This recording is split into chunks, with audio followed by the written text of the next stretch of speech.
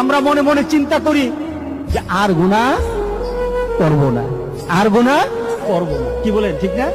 আর গুনাহ করব না। কিন্তু মসজিদ থেকে বের হওয়ার পর ঠিক আবার একটা গুনার মধ্যে আমরা মিশে যাই।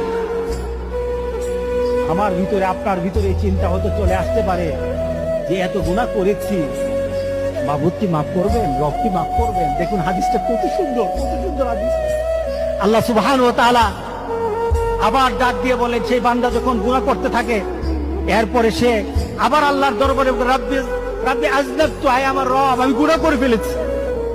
সে হয়তো চিন্তা করেছে হাসরের ময়দানে আল্লাহর দরবারে দাঁড়াবো, আল্লাহ আমাদের বিচার করবেন, ফয়সালা করবেন। আমি হয়তো আমার মাকে ডাক দিব, মা বলবে আমি তোর সাথী না। বাবাকে ডাকবো, বাবা বলবেন আমি তোর সাথী না। নেতা বলবে আমি তোর সাথী না। বন্ধু